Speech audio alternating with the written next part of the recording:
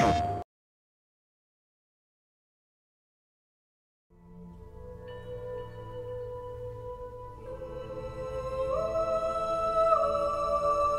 original pitch for Horizon, it was very high level still, but some of the pillars that you see in the game right now were already there. The female lead, named Aloy, this gorgeous natural beauty that the game takes place in, and also the presence as the dominant life form of the machines.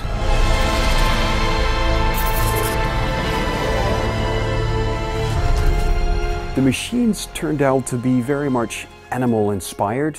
That is something that the game designers found to be a very natural way for us to portray these machines. We knew basically we wanted them very big and very awesome, and we wanted lots of them, but we didn't necessarily know what the exact look of it's going to be.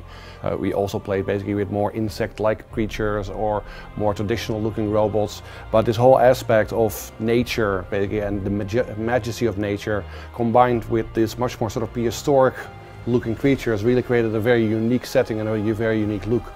There's something basically that in game design they call a tell, that you can sort of look at the creature and by how it's animating, how it's behaving, you know what sort of attack it might do and you can sort of prepare for it.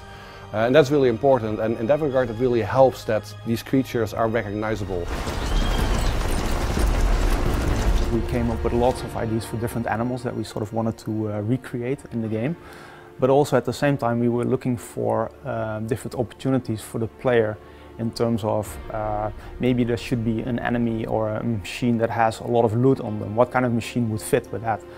So we came up with the Shell Walker. The Shell Walker is basically a walking treasure chest. It has this super valuable loot on its back. So that's kind of where the idea then originates. You want the machine to have a certain purpose in the game.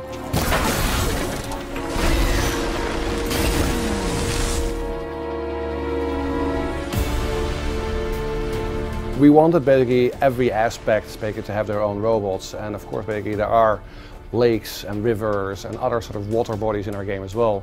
So the Snapmaw, the crocodile, basically was specifically designed to take advantage of those sort of environments and offer the player a new challenge in that environment. So the Snapmaw is one of the enemies that we haven't shown much of. It operates very often in groups. The machine itself is already very dangerous, especially in the water. Fortunately for Aloy we have sprint swimming, so she can swim a little bit more quickly. But often that won't be fast enough, so you have to be very careful. So Aloy has a unique ability. She can use her spear to override machines.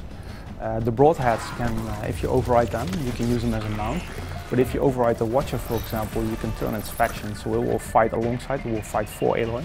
Then we have the tall neck.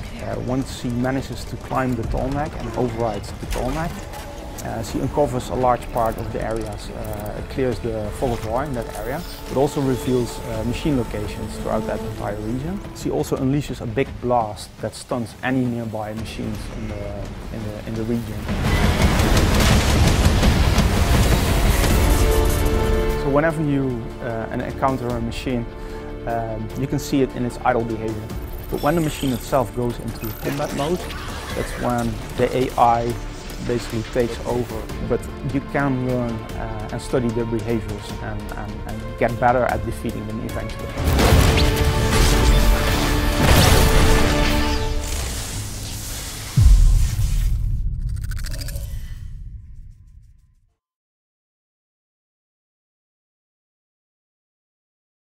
PlayStation